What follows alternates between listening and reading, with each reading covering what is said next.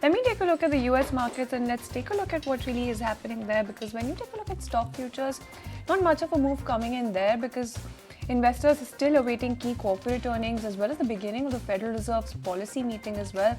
Now, when you take a look at futures, when you take a look at Dow Jones futures, you're looking at a dip of about 0.2%. S&P 500 futures slid nearly 0.3%. And when you take a look at Nasdaq 100 futures as well, you're looking at decline of about 0.4% there as well.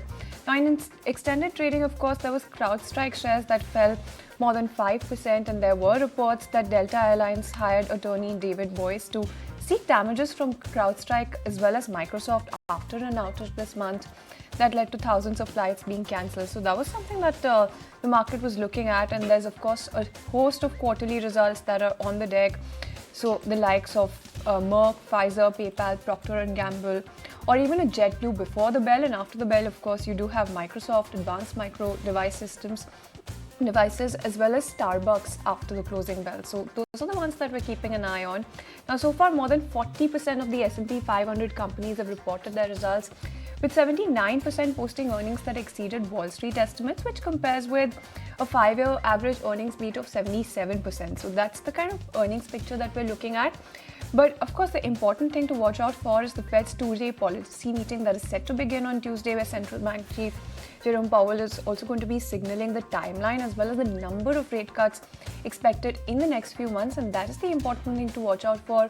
Any commentary coming out of that meeting is going to be very important. The Fed previously, of course, projected only one rate cut for the remainder of this year, and traders have been pricing in a 100% chance for a September rate reduction as well.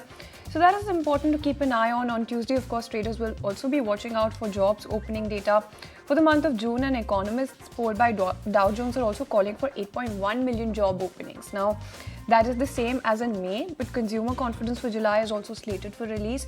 So a host of data sets, and we'll take you through what other cues you need to be looking out for, but a lot to look out for in terms of the US markets. Moving to Europe then quickly, European markets closed lower on Monday, reversing earlier gains, and investors were looking ahead to another busy week of earnings as well as central bank meetings there as well. When you take a look at DAX, you're looking at losses of about 0.5% coming in for DAX. And when you look at CAC 40, largely flat movement coming in there as well. So that largely is the handover coming in from both the US as well as the Wall Street. But Snehi, let's also take a look at the picture that we're seeing for oil as well as gold, right? Well, absolutely, and lots is happening on the oil front especially. Hi there, good morning. Let's talk about what the world of oil and crude have done, and lots of geopolitical action building up on this front. You have US crude oil futures that have fallen nearly 2% yesterday as traders appeared unfazed by the risk of a widening war between Israel and the Iran-backed militia Hezbollah. A rocket fired from Lebanon killed 12 children in the Israel-occupied Golan Heights on Saturday. Israel has blamed Hezbollah for the attack. The militia has, however, denied any responsibility. Israel's security cabinet has authorized Prime Minister Benjamin Netanyahu's government to decide on how and when to respond to the rocket attack. So the world is actually anticipating a full-blown response coming in from Israel, and we'll just have to wait and watch how this pans out for the prices of securities. Like you have WTI, you have Brent crude, and also gold will have to have a very important role to play over here once and if, God forbid, this blows out into an all-out war, because gold is considered to be a safe haven when securities like equities are considered to be risky on the back of all of these geopolitical tensions building up. Now, Middle East tensions pushed oil prices higher in the spring when Israel and Iran went nearly to war, remember, but the market's reaction to the event in the regions have been muted since then in an absence of an actual disruption of oil supplies.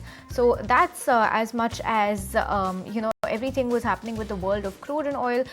Brent crude closed at 79.6, slightly under that $80 per barrel mark. So this is one factor to watch out on, 0.2% lower. And you also have oil that has WTI oil that is at 75.58 to 75.6, just holding on to that $75 per barrel mark is where you have WTI crude at close with a down tick of 0.3%. But while this was everything that was happening with the world of crude, Let's take a look at what gold prices have done yesterday. They retreated yesterday, pressured by an uptick in the dollar as investors look forward to the US Fed Reserve policy this week for any indication of an interest rate cut. Spot gold fell 0.1% to $2,832.4 per ounce. So, well, that's a roundup of everything that was happening with commodities like oil as well as gold, Shansi. Well, absolutely. And if you like this video, then like, share and subscribe to ET Now.